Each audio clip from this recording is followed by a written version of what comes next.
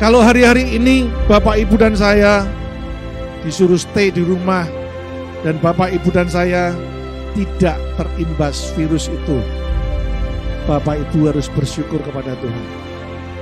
Tetapi sekali lagi, perkataan Tuhan, janji Tuhan yang ditulis dalam Yesaya 41 ayat 10. Jangan takut, aku menyertai engkau. Punya Yesus yang sudah mati buat kita. Dia tuntas selesai lakukan bagiannya. Dan dia buktikan bahwa dia Allah yang hidup, yang bangkit dari kematian. Dan janji kemenangan itu disediakan buat kita. Apa saudara meragukan tentang janji Tuhan?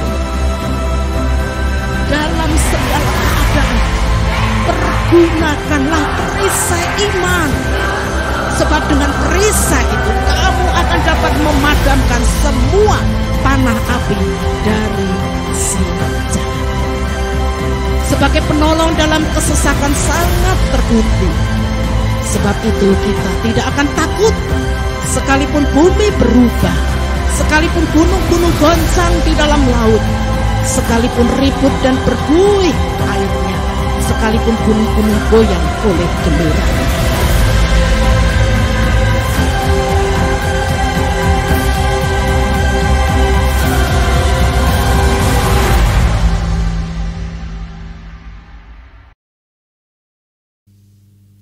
Shalom, mari kita siapkan hati kita untuk menyembah Tuhan.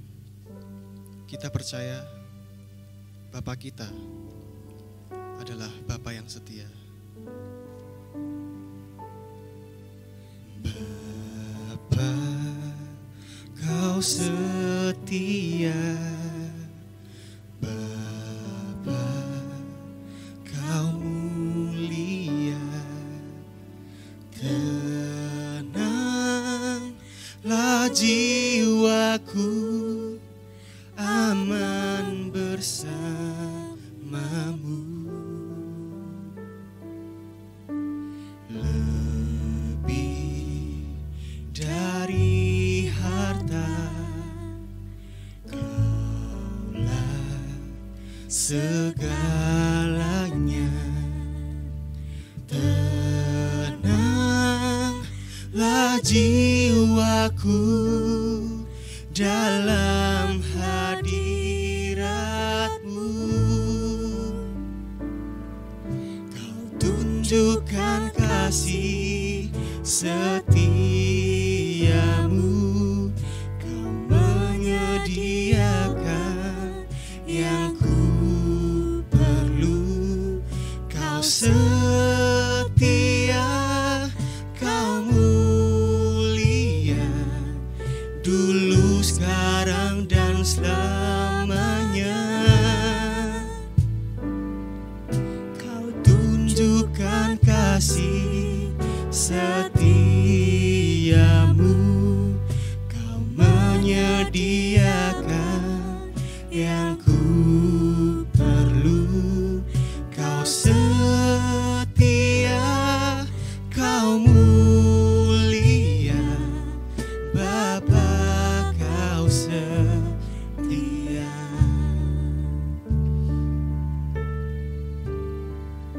Lebih dari harta,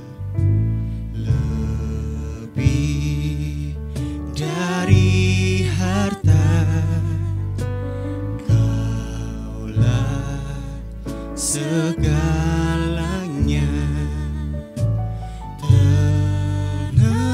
Tenanglah jiwaku dalam hadirat-Mu.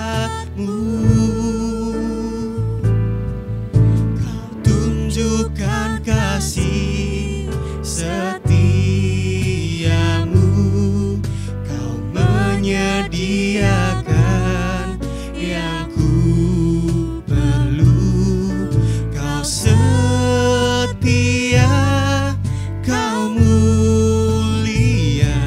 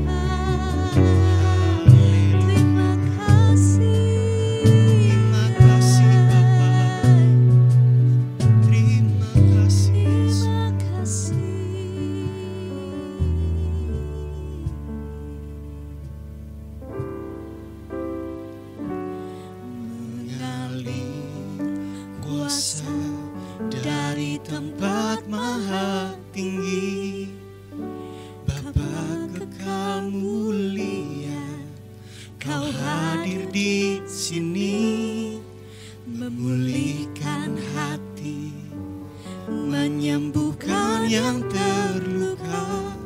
Ku kan tenang bersamamu, Bapa. Mengalir kuasa dari tempat maha tinggi, Bapa kekal mulia, Kau hadir di sini, memulihkan hati, menyembuhkan yang terluka. Ku kan tenang bersamamu, Bapa.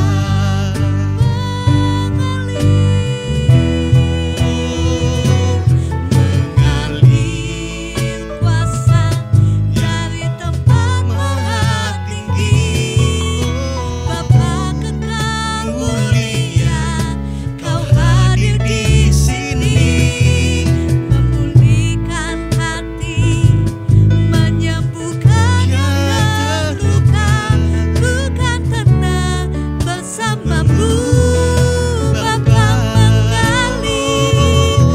Mengalir kuasa dari tempat maha tinggi, Bapa kekal mulia, Kau hadir di sini, memulihkan hati, menyembuhkan yang terluka. Ku kan tenang bersamamu, Bapa. Ku kan tenang bersamamu, Bapa. Ku kan tenang bersamamu, Bapa.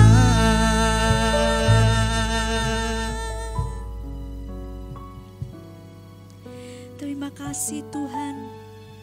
Sungguh kami merasakan ketenangan hanya di dalam Engkau. Terima kasih bahwa Engkau adalah Bapa yang baik, yang menjamin kehidupan kami ya Tuhan. Kami bersyukur kalau sore hari ini Tuhan, kami punya kesempatan untuk kami boleh mendengar sebagian daripada firman-Mu. Kami percaya bahwa firman-Mu itulah yang akan menguatkan kami. Kami percaya bahwa firman-Mu inilah yang akan menjadi penuntun langkah kami ya Tuhan. Dan kami percaya bahwa Tuhanlah yang telah mengurapi hamba-Mu untuk menyampaikan apa yang menjadi isi hati-Mu ya Tuhan. Kami siap Tuhan untuk menjadi pelaku firman-Mu. Dan kami mau sambut firman-Mu hanya di dalam nama Tuhan Yesus. Haleluya. Amin.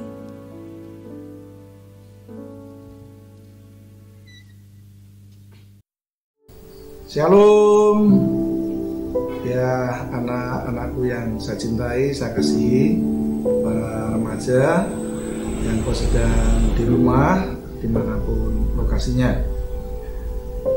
Kita akan mendengar nasihat dari firman Tuhan yang akan saya sampaikan. Nasihat buat kalian, buat generasi milenial, buat generasi Yeremia yang dimana akan dipersiapkan Tuhan untuk menjadi alatnya Tuhan yang mulia. Tapi sebelum saya sampaikan isi Tuhan ini, mari kita akan baca landasan dari firman Tuhan dari kitab 2 Raja-Raja 22 ayat 1 sampai dengan 7. Judulnya adalah Yosia Raja Yehuda. Ayat pertama disampaikan, Yosia berumur 8 tahun pada waktu ia menjadi raja, dan 31 tahun lamanya ia memerintah di Yerusalem. Nama ibunya ialah Yedida binti Adaya dari Boska. Ayat 2, ia melakukan apa yang benar di mata Tuhan dan hidup sama seperti Daud bapa leluhurnya, dan tidak menyimpang ke kanan atau ke kiri. Dalam tahun yang ke-8 18, zaman Raja Yosia, maka raja menyuruh Safan bin Asalya bin Mesulam, panitera itu, ke rumah Tuhan, katanya, pergilah kepada imam besar Hilkia, suruhlah ia menyerahkan seluruh uang yang telah dibawa ke dalam rumah Tuhan, yang telah dikumpulkan dari pihak rakyat oleh penjaga-penjaga pintu. Baiklah itu diberikan mereka ke tangan para pekerja yang diangkat untuk mengawasi rumah Tuhan, supaya diberikan kepada tukang-tukang yang ada di rumah Tuhan untuk memperbaiki kerusakan rumah itu, yaitu kepada tukang-tukang kayu, tukang-tukang bangunan, dan tukang-tukang tembok, juga bagi pembelian kayu dan batu pahat untuk memperbaiki rumah itu. Ayat 7, tetapi tidak usahlah mengadakan perhitungan dengan mereka mengenai uang yang diberikan ke tangan mereka, sebab mereka bekerja dengan jujur. Demikian firman yang kita baca. Nah, kita akan belajar bagaimana orang itu bisa jujur. Di hari-hari ini yang namanya kejujuran ada hal yang sangat penting, di mana hari-hari ini banyak dibutuhkan di dunia zaman sekarang. Dan mari kita akan belajar dari ayat yang ke-7 ini, sampaikan, tetapi tidak usahlah mengadakan perhitungan dengan mereka mengenai uang yang diberikan ke tangan mereka, sebab mereka bekerja dengan jujur. Nah, akan saya sampaikan beberapa hal untuk nasihat buat orang muda yang saya kasih dan saya cintai, untuk bekal hidupmu di waktu-waktu yang akan datang. Bagaimana orang bisa jujur? Kita belajar dari pekerja di rumah Tuhan yang jujur. Kita ambil beberapa hal bagaimana orang itu bisa jujur. Yang pertama, orang bisa jujur kalau hidup takut akan Tuhan. Amsal 1 ayat 7 menyampaikan, permulaan hikmat dan pengetahuan adalah takut sama Tuhan. Maka posisikan hidupmu untuk sungguh-sungguh takut sama Tuhan. Jangan takut dengan pendeta, jangan takut dengan manusia, jangan takut dengan orang tuamu, tapi takutlah akan Tuhan, karena itu yang akan membawa perubahan dalam hidupmu. Amsal 22 ayat 4 juga menyampaikan, dengan takut akan Tuhan, di mana Tuhan menjanjikan engkau akan mendapatkan kekayaan, kehormatan, dan kehidupan. Hari-hari ini memang tidak mudah, tetapi mari saya nasihatkan kepada generasi Yeremia yang harus berani berkata tidak kepada dosa, berani berkata tidak kepada kecurangan, berani berkata tidak kepada tidak kebenaran. Mari kita mau belajar hidup takut akan Tuhan, hidup di dalam kebenaran firman Tuhan, karena itu yang akan mengangkat hidupmu, yang akan menentukan nasibmu ke depan, yang akan menentukan masa depanmu. Engkau akan dipakai Tuhan menjadi alat Tuhan yang mulia kalau engkau hidup takut akan Tuhan. Itu poin yang pertama. Poin yang kedua, bagaimana orang bisa jujur? Poin yang kedua adalah harus memahami yang namanya firman Tuhan. Di dalam 2 Timotius 3 ayat 16, bahwa firman Tuhan itu berguna untuk mengajar, mendidik, menasihati, dan menegur setiap hidup kita. Orang muda yang saya cintai dan saya kasihi, Alkitab mengajarkan, didiklah orang muda di dalam takut akan Tuhan, di dalam kebenaran firman Tuhan. Saya menasihatkan kepada orang muda di gereja GBI Rembang, mari pahami firman dulu, kenali firman dulu. Dari mana engkau bisa kenal firman? Engkau harus membaca firman Tuhan dengan tekun. Dari mana engkau harus paham firman Tuhan? Engkau harus renungkan firman itu siang dan malam. Tuhan akan mempersiapkan bahwa kemuliaannya akan disiapkan buat hidupmu. Kemuliaan yang semakin besar, di mana visi 2020, di mana dari ayat 2 Korintus 3 ayat 18, di mana tahun dimensi yang baru, di tengah-tengah peristiwa pandemi ini, di mana Tuhan akan buat zaman yang baru, yaitu zaman new normal, di mana kebiasaan-kebiasaan lama harus kita tinggalkan, kebiasaan-kebiasaan yang tidak sesuai dengan firman, mari kita akan tinggalkan.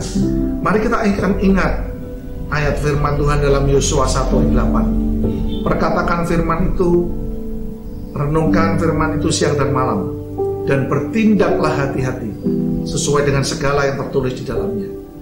Maka perjalananmu akan berhasil dan kau akan beruntung. Orang muda yang saya cintai dan saya kasihi, bagaimana engkau bisa berlaku jujur? Engkau harus pahami dulu akan firman Tuhan. Firman Tuhan mengajar kepada kita untuk kita takut sama Tuhan, untuk kita hidup benar di hadapan Tuhan dan hidup berkenan di hadapan Tuhan. Itu poin yang kedua. Mari kita mau belajar untuk memahami, mengerti akan firman itu.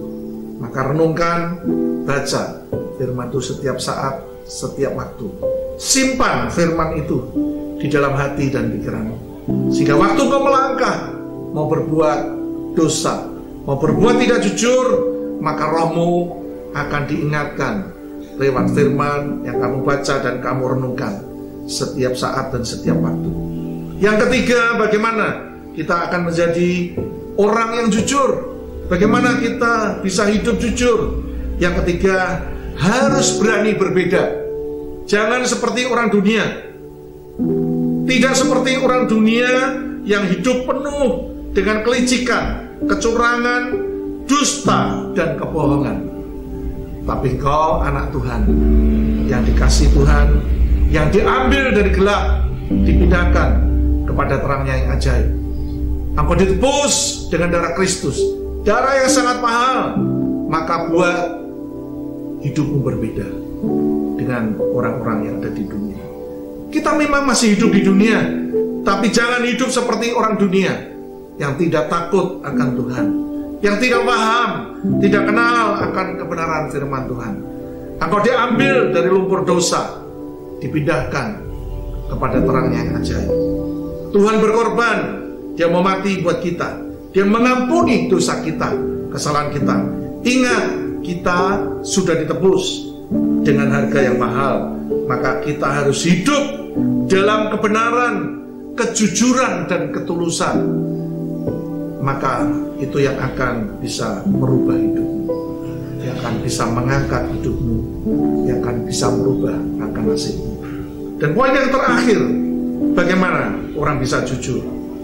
Poin yang terakhir adalah kita harus punya cara berpikir, kita harus punya cara pandang untuk jauh ke depan. Engkau masih muda, engkau perlu langkah yang panjang, engkau perlu langkah masa depan yang jauh. Tuhan berjanji di dalam Yeremia 29 ayat 11, Dia tidak pernah merancangkan hidup celaka dalam setiap kita.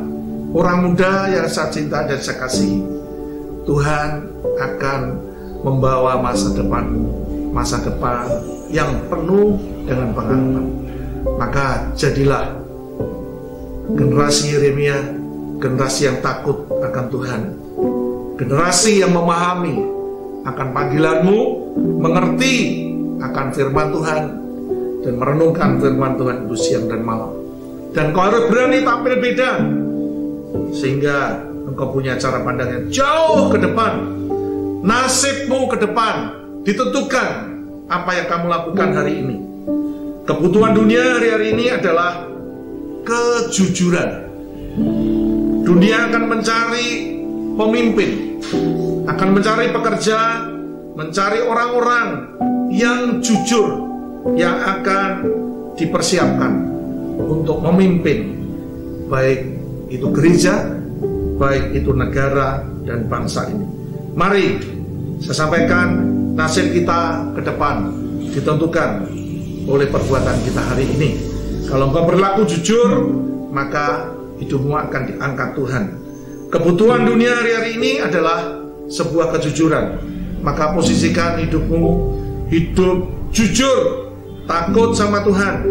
Mari saja bersama-sama dengan kekuatan Tuhan, dengan bersama Tuhan, hidup mengandalkan Tuhan. Maka mari kita hidup jujur, karena kejujuran akan membawa kehidupan kita berkenan kepada Tuhan. Sekali lagi, orang-orang muda yang saya kasih dan saya cintai, saya sebagai opamu, sebagai orang tua, sebagai gembala di tempat ini, saya menyampaikan sebuah misi tentang yang namanya jujur. Dan bagaimana bisa hidup jujur? Yang pertama, engkau harus hidup takut Tuhan. Yang kedua, engkau harus paham tentang kebenaran firman yang kita imani. Engkau harus berani tampil beda, bukan secara fisik, bukan secara rambutmu beda, warnanya beda, pakaianmu beda, sepatumu beda, tidak. Tetapi karaktermu yang berbeda. Engkau harus berbeda dengan orang-orang dunia. Engkau harus berbeda dengan anak-anak dunia, karena engkau akan dipersiapkan untuk menjangkau mereka. Dan yang terakhir, pikirkan akan cara pandangmu tentang jauh ke depan, tentang kejujuran ini yang akan membawa engkau akan diangkat Tuhan. Nasibmu akan diubah Tuhan, dan engkau akan menjadi orang-orang yang berhasil, yang sukses, generasi muda yang akan dipakai Tuhan menjadi alat Tuhan yang mulia. Ini yang bisa saya sampaikan. Dan mari sebelum saya selesai, mari kita akan sama-sama berdoa. Terima kasih Tuhan buat kebenaran firman-Mu secara singkat yang kami nasihatkan, kami sampaikan kepada orang-orang muda, remaja di gereja ini Tuhan. Jadikan mereka alat-alat-Mu yang mulia, mulai sejak awal, sejak dini Tuhan. Biar mereka Engkau ajar dengan sebuah karakter yang namanya jujur, berani berkata tidak kepada dosa, berani menolak kepada dosa, karena dia hidup takut akan Engkau Tuhan. Dan hidup dia paham akan firman. Terus isi hidupnya dengan kebenaran-Mu. Masa depannya ada di tangan-Mu Tuhan. Engkau tidak pernah mempersiapkan masa depan celaka, tapi Engkau selalu merancang masa depan yang penuh pengharapan kepada-Mu Tuhan. Jadikan dia hidup yang boleh mengandalkan Engkau Tuhan. Karena firman-Mu berkata, diberkatilah orang yang hidupnya mengandalkan Engkau. Terima kasih Tuhan, terima kasih. Kami memberkati para remaja di tempat ini. Jadikan mereka adalah orang-orang unggul, orang-orang yang beda, orang-orang yang akan dipakai Tuhan menjadi alat Tuhan yang mulia, sehingga nama Tuhan akan ditinggikan dan dipermuliakan. Berkat-Mu Tuhan limpah dalam hidup mereka. Berikan mereka kecerdasan di atas rata-rata. Berikan mereka kecakapan yang luar biasa. Pakai hidupnya untuk berbeda dengan banyak teman-teman, sehingga mereka boleh menyaksikan akan kemuliaan-Mu Tuhan. Mereka boleh menjadi berkat, boleh menjadi dampak, boleh menjadi saksi, sehingga mereka boleh membawa jiwa-jiwa baru, teman-teman yang baru untuk dibawa kepada Engkau Tuhan. Terima kasih Tuhan, terima kasih. Dalam nama Yesus kami memberkati mereka Tuhan. Amin.